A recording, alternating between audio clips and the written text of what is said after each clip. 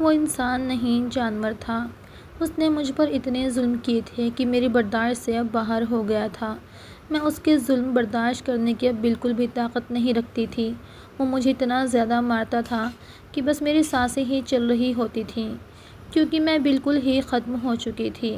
وہ مجھے اتنا زیادہ مارنے کے بعد کسی کو بھی مجھے پانی تک پلانے نہیں دیتا تھا اور دو دو دن بھوکے رکھتا تھا۔ میں اوپر والے سے ہر وقت رو رو کر کے دعائیں مانگتی رہتی کہ کوئی کرشمہ ہی کر دے اور مجھے ظالم انسان سے آزاد کر دے، کیونکہ میں اور کسی سے بھی امید نہیں رکھتی تھی کہ کوئی بھی آ کر مجھے اس ظالم کے ظلم سے بچائے گا، کیونکہ میرے سگے باپ نے تو مجھے ایسے نرک میں دھکیلا تھا اور میری سگی پھپھو نے یہ سب کچھ اپنی آنکھوں سے دیکھ کر بھی اندیکھا کر دیا تھا۔ تو میں اور کسی سے کیا امید رکھ سکتی تھی؟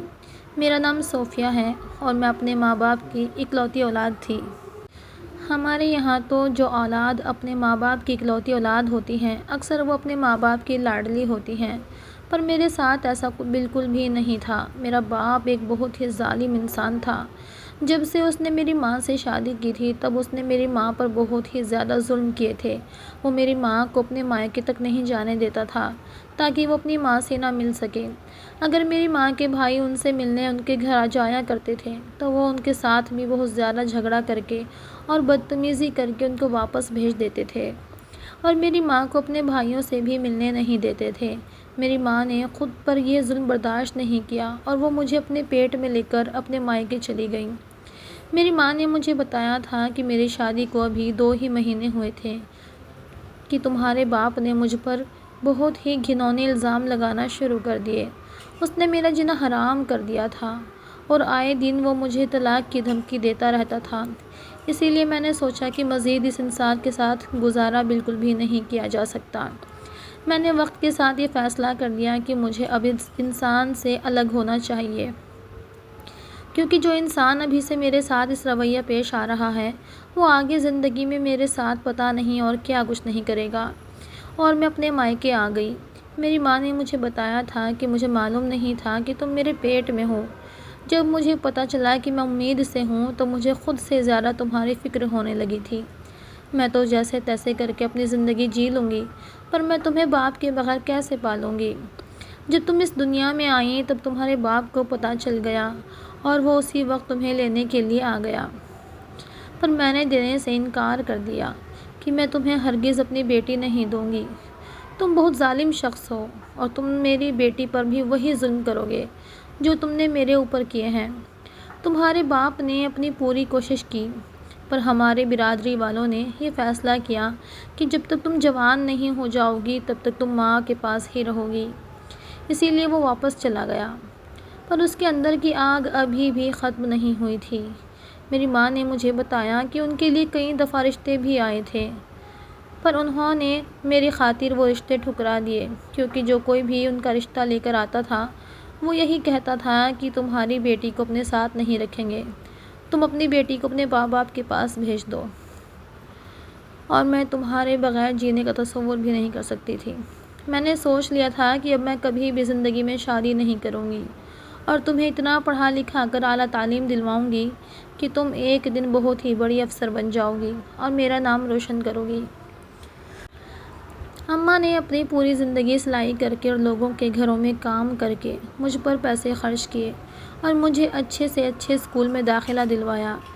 ہم اپنے ماموں کے گھر میں رہتے تھے، پر ہم کبھی بھی ان پر بوجھ نہیں بنے تھے، کیونکہ میری امی بہت ہی محنتی کرنے والی خاتون تھیں اور وہ اپنی ہر ضرورت خود ہی پوری کر لیا کرتی تھیں۔ دن کو لوگوں کے گھر میں کام کرتیں اور رات کے وقت میں سلائی کرتیں۔ میرے ماموں کے 2 بیٹے تھے اور اسکول بھی ہم ساتھ ہی جایا کرتے تھے۔ میں اسکول میں ہمیشہ ہی اپنے دونوں ماموں زاد سے اچھے نمبر لے کر آتی تھی۔ اس بات سے میری اماں کو بہت ہی زیادہ خوشی ملتی تھی۔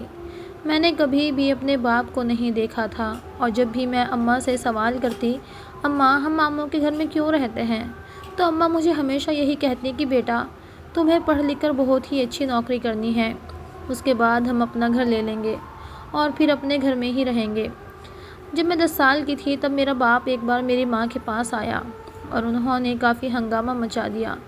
میری ماں سے کہنے لگے کہ مجھے اپنی بیٹی واپس کر دو ورنہ میں تمہیں جان سے مار دوں گا۔ اماں نے بھی کافی ضد کی پر میرا باپ راضی ہونے کے لیے ہرگز تیار نہیں تھا اور کہہ رہا تھا کہ اس بار میں اپنی بیٹی کو یہاں سے لے کر ہی جاؤں گا۔ میرا باپ میری ماں کو کہہ رہا تھا کہ تمہارے بھائی کے 2 بیٹے ہیں اور میری بیٹی بھی اب بڑی ہو رہی ہے، میں نہیں چاہتا کہ میری بیٹی کسی بھی نامحرم کے ساتھ رہے اور اس بار تم مجھ سے کبھی بھی جیت نہیں پاؤ گی۔ میں نے اس دن پہلی بار اپنے باپ کو دیکھا تھا اور مجھے بہت ہی زیادہ اس انسان سے ڈر لگ رہا تھا۔ وہ جس طرح سے میری ماں سے بات کر رہا تھا ایسا لگ رہا تھا جیسے وہ میری ماں کو کچا ہی کھا جائے گا۔ اس کے چہرے پر اس قدر غصے کی آگ نظر آ رہی تھی جیسے وہ کسی کا خون کر دے گا۔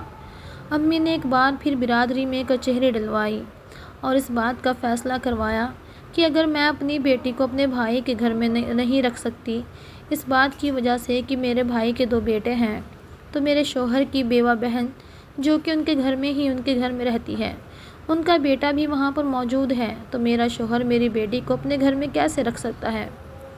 کچہری نے ایک بار پھر اماں کے حق میں ہی فیصلہ کیا اور مجھے ماں کے ساتھ رہنے کے لیے ہی بھیج دیا، پر میرے ماں باپ کو کہا کہ جب تک میں جوان نہیں ہو جاتی تب تک میں ماں کے پاس ہی رہوں گی۔ اس کے بعد اماں کی پریشانی ختم ہوئی اور جب میں نے اماں سے سوال کیا کہ یہ کون تھا تو اماں نے مجھے بتایا کہ یہ تمہارا باپ تھا اور تمہیں لینے کے لیے آیا تھا۔ میں نے اماں سے اس وقت کہہ دیا کہ میں اپنے باپ کے پاس کبھی نہیں جاؤں گی اور میں تمہارے پاس ہی رہوں گی، تم مجھے کبھی بھی خود سے الگ مت کرنا۔ تو اماں نے مجھے کہا تھا کہ بیٹی میں بھی تمہارے بغیر نہیں رہ سکتی، تمہیں کبھی بھی خود سے الگ نہیں ہونے دوں گی، چاہے تمہارا باپ جتنی بھی کوشش کر لے، پر وہ تمہیں مجھ سے کبھی بھی چھین نہیں سکتا۔ ماموں کے ساتھ ہم وہ شہر چھوڑ کر راجستھان چلے گئے اور وہاں پر ہماری زندگی بہت ہی اچھے سے گزر رہی تھی۔ اماں کو ایک فیکٹری میں نوکری مل گئی تھی جس کی تنخواہ اچھی خاصی تھی اور میں بھی وہاں پر بہت ہی اچھے اسکول میں پڑھ رہی تھی۔ زندگی آہستہ آہستہ گزر رہی تھی، دن کے بعد ہفتے، ہفتوں کے بعد مہینے اور مہینوں کے بعد سال گزرنے لگے۔ اس طرح ہمیں راجستھان میں رہتے ہوئے پورے 12 سال ہو گئے اور اماں کا خواب پورا کرنے کے لیے اب میں بالکل تیار تھی کیونکہ میں اچھی تعلیم حاصل کر چکی تھی اور اب میں نوکری کے لائق بن چکی تھی۔ تب میری عمر 22 سال ہو چکی تھی جب میرے ماموں نے اپنے شہر واپس لوٹنے کا سوچا کیونکہ ان کا اس شہر میں اپنا گھر تھا اور کچھ زمین بھی تھی اور راجستھان میں یہاں جہاں پر وہ رہتے تھے وہ ان کا کرائے کا مکان تھا، اس لیے اپنے شہر اپنے رشتہ داروں کے پاس تو لوٹنا ہی تھا۔ اماں کو کافی گھبراہٹ اور پریشانی ہو رہی تھی کیونکہ میں اب بڑی ہو چکی تھی۔ اماں کو یہ ڈر تھا کہ شاید میرا باپ پھر سے آ کر مجھے اماں سے الگ نہ کر دے۔ جب ہم واپس گئے تو اماں کا ڈر حقیقت میں بدل گیا اور ویسا ہی ہوا۔ ہمیں واپس آئے کچھ ہی دن ہوئے تھے کہ میرا باپ آ گیا اماں سے اور میرے ماموں سے کہنے لگا کہ اب میں اپنی بیٹی کو لینے آیا ہوں، آپ لوگ مجھے نہیں روک سکتے۔ میں نے بھی اماں کو سمجھایا اور اپنے باپ کے ساتھ جانے کے لیے تیار ہو گئی۔ میری ماں نے مجھے بہت ہی روکا پر میں نے سوچا کہ جیسا بھی ہے وہ میرا باپ ہے، مجھے اس کے ساتھ جانا ہی چاہیے، میں اس کی سگی اولاد ہوں، وہ میرے ساتھ کچھ بھی غلط ہونے نہیں دے سکتا۔ اماں نے مجھے کافی روکا تھا پر میں نے اماں کو کہا تھا کہ میں آپ سے دور نہیں جا رہی ہوں، میں آپ سے ملنے آ جایا کروں گی، پر اس بار میں اپنے باپ کے ساتھ جانا چاہتی ہوں، آپ مجھے جانے دیں۔ اماں بھی راضی ہو گئیں اور میں اپنے باپ کے ساتھ ان کے گھر چلی گئی۔ میں وہاں پر کچھ ہی دن رہی تھی تو میری پھپھو نے میرے باپ سے کہا کہ بھائی اب اپنی بیٹی کا رشتہ مجھے میرے بیٹے کے لیے دے دو، کیونکہ میری پھپھو بیوہ تھیں اور میرے باپ کے ساتھ ان کے گھر پر ہی رہتی تھیں۔ میں نے یہ بات جب سنی تو فوراً ہی انکار کر دیا اور میں نے اپنے باپ کو صاف صاف منع کر دیا کہ میں اس لڑکے سے ہرگز شادی نہیں کروں گی۔ میرے باپ نے چپ کر کے میری بات سنی اور میری دادی نے میرے باپ کے کان بھرنے کے لیے بولا کہ کتنی بدتمیز لڑکی ہے، اپنی شادی کی بات خود ہی کر رہی ہے، میں اس لڑکے سے شادی نہیں کروں گی، ہماری لڑکیاں تو اپنی شادی کی بات سن کر اس کمرے سے ہی باہر چلی جاتی ہیں، تمہاری ماں نے تمہاری تربیت صحیح نہیں کی ہے اور تمہیں بہت ہی بدتمیز کر دیا۔ میں نے اپنی دادی کو سمجھاتے ہوئے کہا کہ دادی ایسی کوئی بات نہیں ہے، آپ میری ماں کے بارے میں ایسا کچھ بھی نہیں بول سکتی اور مجھے اپنی زندگی کا فیصلہ کرنے کا پورا حق ہے، کیونکہ ہمیں اسلام بھی یہ حق دیتا ہے کہ شادی کے بارے میں ہم سے پوچھا جائے۔ میری دادی اور میری پھپھو ایک ہی بات کر رہی تھیں اور میں تھوڑی بہت خوش ہو رہی تھی کہ میرا باپ ان کا ساتھ نہیں دے رہا تھا اور وہ ان کی بات ماننے کے لیے راضی نہیں تھا۔ جب میرا باپ گھر سے چلا گیا تو میری پھپھو مجھے کہہ دیا کہ تمہیں تو میں اپنے بیٹے کی دلہن ہی بنا کر رہوں گی، کیونکہ تم پہلی نظر میں ہی میرے بیٹے کو پسند آ گئی ہو، اور میرے بیٹے کو جو چیز پسند آ جائے تو ایسا ہو ہی نہیں سکتا کہ وہ اس کو کسی اور کا ہونے دے۔ میری پھپھو کا بیٹا بہت ہی جاہل بد اخلاق لڑکا تھا۔ وہ سارا دن سگریٹ پیتا رہتا تھا اور مجھے بالکل بھی پسند نہیں تھا۔ میں نے بھی پھپھو سے صاف کہہ دیا تھا کہ آپ جتنی بھی کوشش کر لیں، میں آپ کے بیٹے سے شادی نہیں کروں گی۔ مجھے اپنے باپ کے گھر میں رہتے ہوئے پورے 15 دن گزر گئے تھے۔ تب میں نے اپنے باپ سے اجازت مانگی کہ مجھے امی سے ملنے جانا ہے، آپ مجھے اجازت دے دیں۔ پر میرے باپ نے مجھے صاف انکار کر دیا۔ وہ بولے میں تمہیں اس عورت سے اب کبھی نہیں ملنے دوں گا اور تم وہاں پر جانے کے بارے میں سوچنا بھی مت۔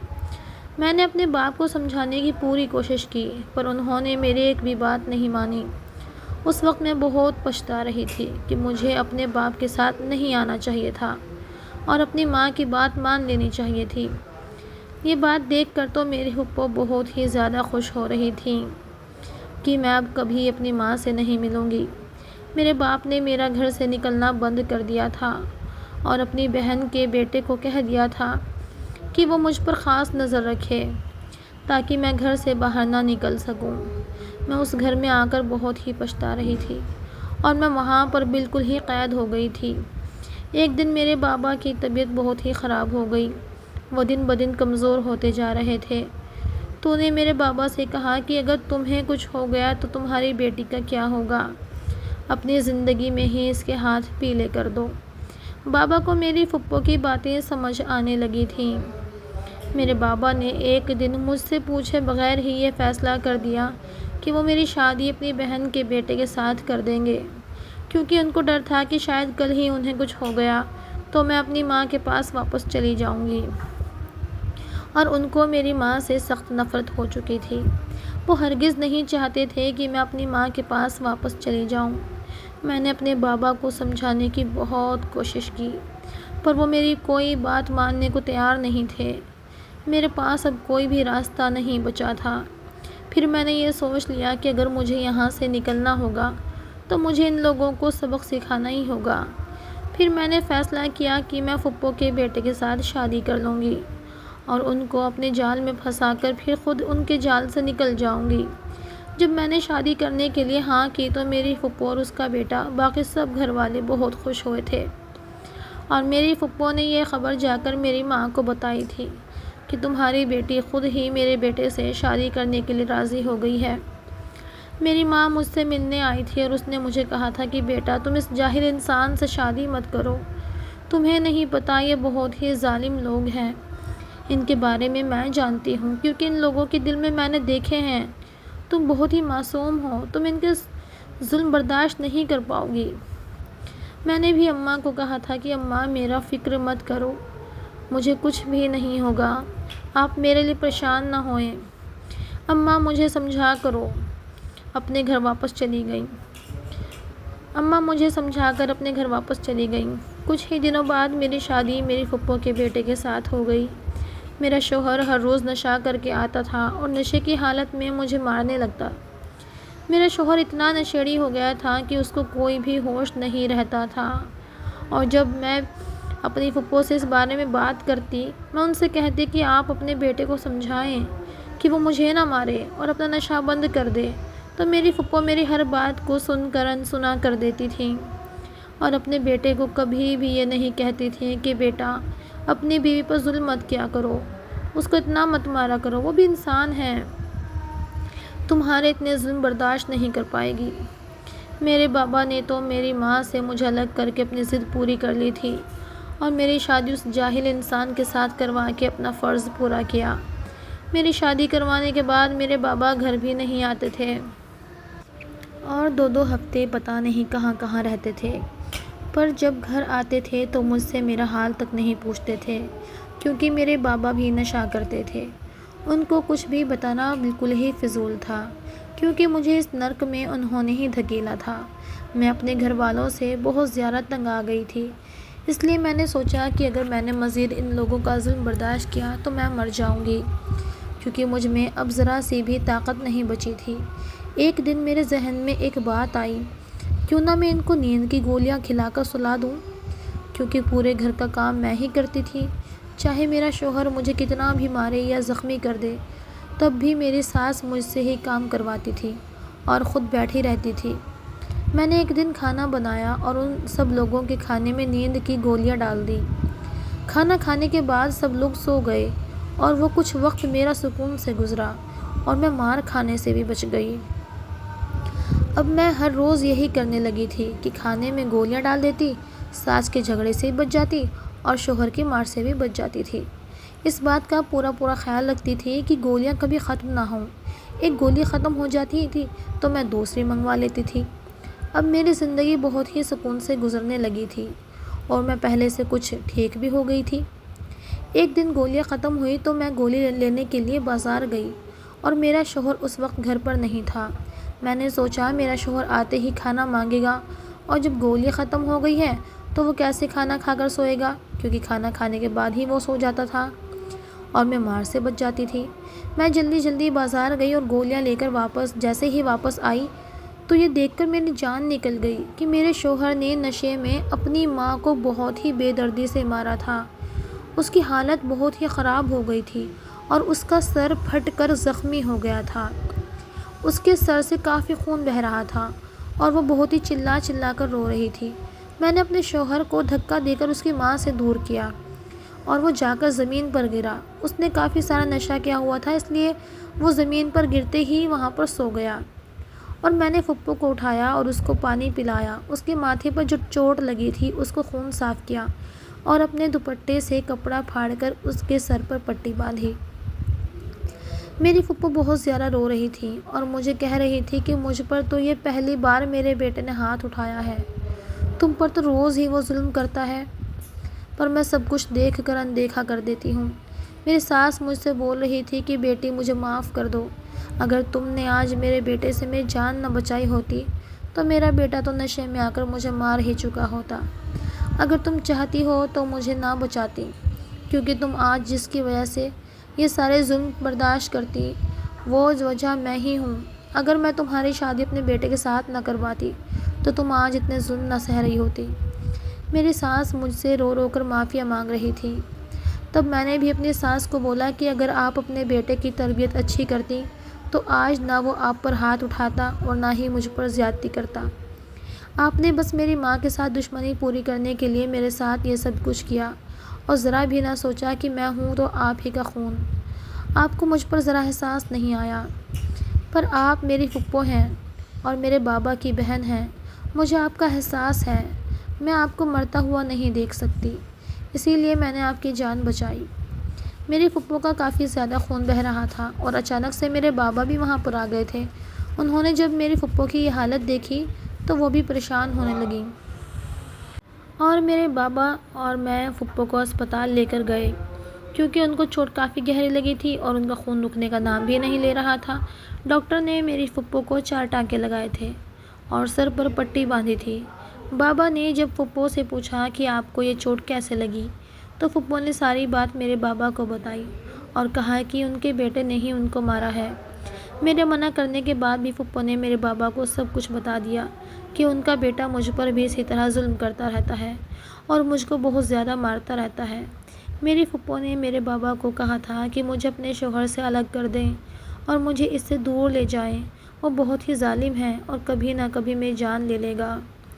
میری پھپھو نے میرے بابا سے معافی بھی مانگی اور کہا تھا کہ آپ اپنی بیٹی کو بچا لو۔ میں بابا کو کچھ نہیں بتانا چاہتی تھی، کیونکہ میرے بابا نے جان بوجھ کر ہی مجھے اس شخص کے ساتھ شادی کرنے پر مجبور کیا تھا، اور اب تو پھپھو نے بھی مجھ سے معافی مانگ لی تھی اور میں یہی چاہتی تھی کہ پھپھو میرا ساتھ دیں تو ہم لوگ مل کر شوہر کو سمجھائیں گے تو وہ سدھر جائے گا۔ کیونکہ پہلے میں اکیلی تھی، میرا ساتھ دینے والا کوئی بھی نہیں تھا، پر اب پھپھو ہے میرے ساتھ، کیونکہ مجھے پتا تھا کہ بابا کو جب پتہ لگے گا تو وہ مجھے میرے شوہر سے الگ کر دیں گے، اور میں ظالم کو ظلم کرنے سے روکنا چاہتی تھی، نہ کہ وہاں سے بھاگنا۔ میں آہستہ آہستہ سب کو اپنی غلطیوں کا احساس دلانا چاہتی تھی کہ وہ کس قدر غلط ہیں اور انہوں نے کتنے ظلم کیے ہیں۔ میرے کافی منع کرنے کے بعد بھی بابا اور پھپھو نے مجھے کہا تھا کہ بیٹا تم اپنی ماں کے پاس چلی جاؤ۔ اب بابا نے مجھ سے بھی معافی مانگی تھی اور کہا تھا کہ تمہاری اس حالت کا ذمہ دار میں ہی ہوں۔ اگر میں تمہیں تمہاری ماں کے پاس سے نہ لاتا تو تم پر آج اتنا ظلم نہ ہوتا۔ بابا نے مجھے کہا تھا کہ میں تمہاری ماں پر ہمیشہ ہی ظلم کرتا رہا، مجھے اس کا ذرا احساس نہیں ہوتا تھا، اور آج مجھے احساس ہوا ہے جب میری اولاد پر ظلم ہو رہا ہے۔ تو بابا نے مجھے کہا تھا کہ اپنی ماں سے میری طرف سے معافی مانگ لینا، کیونکہ مجھ میں اس کا سامنا کرنے کی بالکل بھی ہمت نہیں ہے۔ میں نے بابا کو کہا کہ بابا میں آپ کو چھوڑ کر اب نہیں جاؤں گی، پر بابا نے مجھ سے کہا کہ بیٹا تم جاؤ، اپنی زندگی جی لو، تمہاری ماں نے اپنی پوری زندگی تمہارے پالنے میں گزار دی، اس نے تمہارے لیے میرے کافی ظلم برداشت کیے ہیں اور کافی دکھ دیکھے ہیں، تم پر اپنی ماں کا ہی حق ہے، اور میں تو بس صرف اپنی ضد میں آ کر تمہیں اس سے الگ کرنا چاہتا تھا، کیونکہ وہ تم سے بہت زیادہ پیار کرتی تھی اور تمہیں خود سے الگ نہیں کرنا چاہتی تھی۔ میں تو باپ کہلانے کے بھی لائق نہیں ہوں، کیونکہ کوئی بھی باپ اپنی بیٹی کو اس طرح ایسے نرک میں نہیں ڈھکیلتا اور ایسے شرابی اور نشیلی انسان کے ساتھ شادی نہیں کرتا۔ ہر انسان اپنی بیٹی کی شادی کسی پڑھے لکھے اور سمجھدار انسان کے ساتھ کرواتا ہے، اسی لیے میں تو تمہارا باپ کہلانے کے لائق بھی نہیں ہوں۔ بابا کو اپنی غلطی کا پورا احساس ہو گیا تھا اور مجھے اس بات کی بہت زیادہ خوشی ہوئی تھی کہ میری پھپھو اور میرے بابا اپنی غلطی مان رہے ہیں۔ میں پھپھو کو گھر لے گئی اور پھپھو نے مجھے کہا کہ بیٹا تم آج یہاں سے چلی جاؤ، میں اپنے بیٹے سے کہہ کر تمہیں طلاق دلوا دوں گی اور تم اس ظالم سے آزاد ہو جاؤ گی۔ پر میں نے اپنی پھپھو کو اس وقت منع کر دیا کہ میں کبھی بھی طلاق لینا نہیں چاہتی۔ میں نے اپنی پھپھو سے کہا کہ میں ابھی یہاں سے چلی جاتی ہوں اور آپ مجھ سے وعدہ کرو کہ آپ اپنے بیٹے کو سمجھاؤ گی، اس کا علاج کرواؤ گی۔ پھپھو نے مجھ سے وعدہ کیا اور کہا کہ میں پوری کوشش کروں گی، میں اپنے بیٹے کو اس نشے کی عادت سے دور کر دوں گی۔ پھپھو کی یہ بات مجھے بہت ہی اچھی لگی تھی اور میں اس وقت ودا ہو کر جانے لگی تو پھپھو مجھے گلے لگا کر بہت ہی زیادہ رو رہی تھی اور ایک بار پھر سے مجھ سے معافی مانگ رہی تھی۔ میں بھی اس وقت روتی ہوئی اس گھر سے نکلی تھی اور مجھے بہت ہی زیادہ دکھ ہو رہا تھا کہ میں اپنی پھپھو کو ان کے نشیڑی بیٹے کے ساتھ اکیلا چھوڑ کر جا رہی ہوں، پر میں ایسا اپنی پھپھو کے کہنے پر ہی کر رہی تھی۔ پھر میں ماں کے گھر چلی گئی اور میری ماں مجھے دیکھ کر بہت خوش ہوئی۔ میں نے اپنی اماں کو سب کچھ بتا دیا تھا کہ میں آپ کے ساتھ ہی اب رہنے آئی ہوں۔ امی کے گھر رہتے ہوئے مجھے 6 مہینے گزر گئے تھے اور میں نے ایک نوکری کے لیے بھی اپلائی کر دیا تھا۔ کچھ ہی وقت میں مجھے ایک بہت ہی اچھی نوکری مل گئی اور میں بھرپور کوشش کر رہی تھی کہ میں اپنی ماں کا خواب پورا کر سکوں اور اس کے لیے گھر خرید سکوں۔ مجھے نوکری کرتے ہوئے جب پورے 3 سال گزر گئے تب میں نے ایک چھوٹا سا گھر خرید لیا اور اپنی ماں کے نام کر دیا۔ میری امی نے مجھے اس وقت کہا تھا کہ بیٹا مجھے تم پر فخر ہے، تمہاری جیسی بیٹیاں تو اوپر والا ہر انسان کو دے، تم نے ماں کا بھی ساتھ نہیں چھوڑا اور باپ کا بھی کہنا مانا۔ 3 سالوں کے بعد جب میں پھپھو سے ملی تو پھپھو نے مجھے بتایا کہ انہوں نے اپنے بیٹے کا علاج کروایا ہے اور وہ کافی حد تک سدھر چکا، اس نے نشہ کرنا بھی چھوڑ دیا۔ میں نے اپنی امی سے مشورہ کیا اور اپنے شوہر کے ساتھ رہنے کا فیصلہ کیا۔ امی نے مجھے کہا تھا کہ بیٹی تمہاری زندگی ہے، جیسے تمہاری مرضی ہوگی میں بھی اسی میں راضی ہوں۔ میں نے جب پھپھو کو یہ بات بتائی کہ میں اپنے شوہر کے ساتھ رہنا چاہتی ہوں تو پھپھو نے مجھ سے کہا کہ بیٹا ایک بار اور سوچ لو، پھر ہی فیصلہ کرنا۔ میں نے ان کو کہا کہ میں نے سوچ سمجھ کر ہی فیصلہ کیا ہے، تو پھر پھپھو کو بھی بہت زیادہ خوشی ہونے لگی۔ میں پھپھو کو اور شوہر کو اپنے گھر لے کر آ گئی اور ہم سب ساتھ رہنے لگے۔ میرے شوہر نے مجھ سے اپنے کیے ہوئے ظلم کی معافی بھی مانگی۔ میں اپنے بابا سے ہر ہفتے میں ایک بار ضرور ملنے جاتی تھی اور میرے بابا کو میری ترقی دیکھ کر بہت ہی زیادہ خوشی ہوتی تھی۔ میرے بابا نے مجھے ساری دعائیں دی تھیں کہ میں نے جو بھی فیصلہ کیا بہت ہی اچھا کیا اور اپنے شوہر سے طلاق نہیں لی، اپنی قسمت پر صبر کیا اور سب کو ہی سمجھ کر اپنے صحیح راستے پر لے آئی۔ سماپت۔ آج کی کہانی یہیں تک تھی۔ کہانی اچھی لگی ہو تو لائک کیجیے گا اور چینل کو سبسکرائب کیجیے گا۔